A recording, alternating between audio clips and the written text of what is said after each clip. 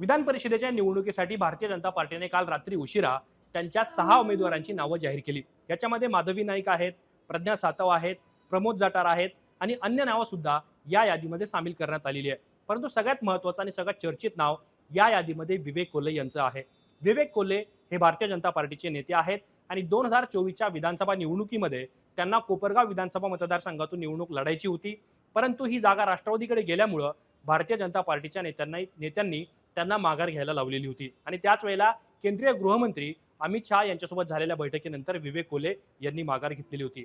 परंतु आता ज्या वेळेला महाराष्ट्रामध्ये पुढच्या काही वर्षांमध्ये थेट लोकसभा निवडणूक होणार आहे, अशा वेळेला विवेक कोल्हे यांना आमदार करून भारतीय जनता पार्टीने कुठला डाव टाकलाय, नेमके विवेक कोल्हे हे कोण आहेत, त्यांचं राजकीय काम किती आहे, सगळ्यात महत्त्वाचं म्हणजे सध्या कोपरगावमध्ये ते कुठल्या कुठल्या राजकीय पदावरती आहे, कोल्हे यांना संधी देण्यामागचं किंवा कोल्हेंना आमदार करण्यामागचं मुख्यमंत्री देवेंद्र फडणवीस यांचं राजकारण नेमकं काय आहे, विखेंसोबत कोल्हेंचा कसा आणि कोणता कशावरून संघर्ष राहिलाय, या सगळ्या प्रश्नांची उत्तरं मी तुम्हाला या व्हिडिओच्या माध्यमातून सांगणार आहे। नमस्कार, मी या ठिकाणी मुंबई तक मध्ये तुम्हा सर्वांचं स्वागत आहे। तर भाजपचं राजकारण नेमकं काय आहे कोल्हेंना विधान परिषदेवरती पाठवून ते तुम्हाला सांगण्यापूर्वी विवेक कोल्हे हे नेमके कोण आहेत, तर विवेक कोल्हे हे सहकार महर्षी शंकरराव कोल्हे यांचे नातू आहेत। कोल्हेंच्या राजकीय घराण्याची ही तिसरी पिढी आहे। माजी आमदार, ज्या भाजपच्या माजी आमदार होत्या स्नेहलता कोल्हे यांचे ते चिरंजीव आहेत। शंकरराव कोल्हे सहकारी साखर कारखाना लिमिटेड या कारखान्याचे ते चेअरमन सुद्धा आहेत आणि कोपरगाव तालुका म्हणजे विधानसभा मतदारसंघामध्ये कोल्हे कुटुंबियांचं जे मोठं काम आहे त्याच कामाला घेऊन विवेक कोल्हे हे पुढे जाताना आपल्याला पाहायला मिळतात। आता विवेक कोल्हे यांना आमदार करण्यामागची भाजपची किंवा मुख्यमंत्री देवेंद्र फडणवीस यांची खेळी नेमकी काय आहे, तर मागच्या वेळेला विधानसभेला विवेक कोल्हे यांनी माघार घेतलेली होती। त्यापूर्वी त्यांच्या आई स्नेहलता कोल्हे त्याच मतदारसंघातून भारतीय जनता पार्टीच्या तिकिटावरती निवडून आलेल्या होत्या, पण राष्ट्रवादीचा विद्यमान आमदार असल्यामुळं ती जागा राष्ट्रवादीला गेली आणि त्यावेळेला विवेक कोल्हे यांना माघार घ्यावी लागली।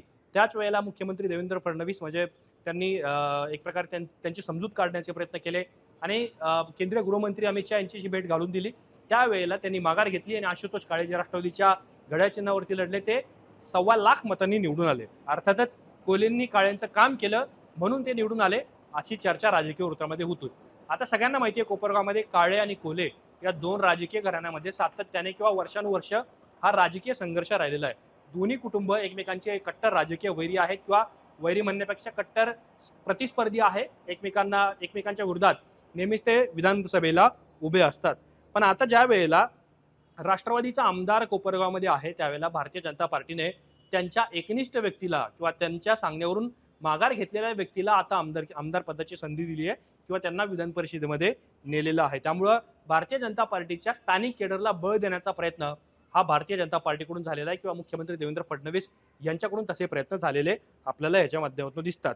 पण सगळ्यात महत्त्वाचा मुद्दा याच्यामध्ये काय आहे, तर कोल्हे आणि काळे या दोन राजकीय घराण्यांमध्ये संघर्ष असला, स्पर्धा असली तरी सुद्धा कोल्हे कुटुंबांचा तिथले पालकमंत्री राधाकृष्ण विखे पाटील यांच्या घराण्याचे सुद्धा एक प्रकारे राजकीय विळा भोपळ्याचं नातं राहिलेलं आहे। दूध संघ असतील किंवा कारखान्यांचं राजकारण असेल, या राजकारणामध्ये या सगळ्या कारखान्यांच्या राजकारणामध्ये कोल्हे आणि विखे पाटील यांच्या घराण्यामध्ये सुद्धा संघर्ष राहिलेला आहे। आणि हा संघर्ष नेमका कशावरून राहिलाय, तर आता तुम्ही बघा गणेशनगर लोकसभा निवडणुकीपूर्वी श्रीरामपूरच्या गणेशनगर सहकारी साखर कारखान्यामध्ये निवडणूक झालेली होती आणि या निवडणुकीमध्ये बाळासाहेब थोरात किंवा निलेश लंके या गटांसोबत हातमिळवणी करून विवेक कोल्हे यांनी एक पॅनल उभा केला आणि त्या पॅनलने राधाकृष्ण विखे पाटील यांच्या पॅनलचा पराभव केलेला होता। त्यामुळं विखे विरोधी गट म्हणून सुद्धा भाजपमध्ये कोल्हे यांचा गट मानला जातो। त्यामुळं हा विवेक कोल्हेंना आमदार करून कुठेतरी भाजप राधाकृष्ण विखे पाटील यांना शोध देण्याचा प्रयत्न करतोय का, हा सुद्धा प्रश्न या निमित्ताने उपस्थित होतो आहे। आणि हे मी तुम्हाला का सांगतोय, कारण यापूर्वी भारतीय जनता पार्टीच्या माजी आमदारांनी विवेक कोल्हे यांच्या आई स्नेहलता कोल्हे यांनी अनेकदा राधाकृष्ण विखे पाटील यांच्यावरती वैयक्तिक स्वरूपाची टीका केलेली होती। त्यांना शकुनी मामा म्हणून सुद्धा संबोधलेलं होतं। आता तुम्हाला सगळ्यांना माहिती आहे की नगरमध्ये हे नात्या गोत्यांचं राजकारण आहे, पण ते राजकारण वर्चस्वाची सुद्धा लढाई बनते।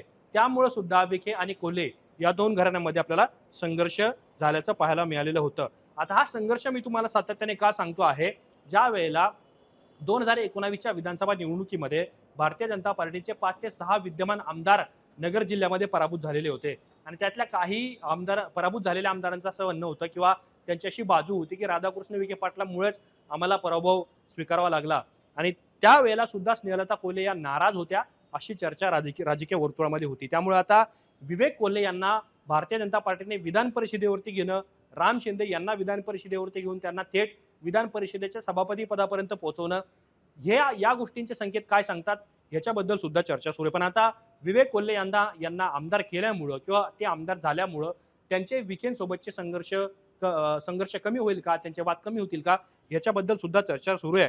पण एक प्रकारे भारतीय जनता पार्टीकडून दोन महत्त्वाच्या गोष्टी त्यांच्या केडरला मेसेज दिलाय की आता आपण आपला माणूस आहे, एकनिष्ठ आहे, त्यांना आम्ही बळ देण्याचा प्रयत्न करू. एक प्रकारे आज विवेक कोल्हे सुद्धा माध्यमांशी बोलताना सांगत होते की मुख्यमंत्र्यांनी दिलेला शब्द पाळला, त्यामुळे त्यांना भाजप नेत्यांनी जो शब्द दिलेला होता तो भाजपने पूर्ण केल्याचं पाहायला मिळतंय.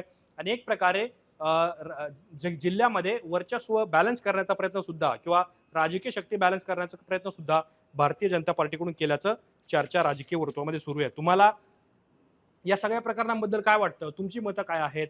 भारतीय जनता पार्टीने विवेक कोल्हेंना आमदार करून नगरमध्ये कुठलं राजकारण एक प्रकारे सुरू केलंय? भारतीय जनता पार्टीच्या डोक्यात नेमकं काय चाललंय?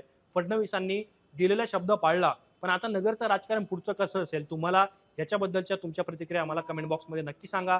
असेच माहितीपूर्ण व्हिडिओ पाहण्यासाठी मुंबई तकच्या यूट्यूब चॅनलला सबस्क्राईब करायला विसरू नका.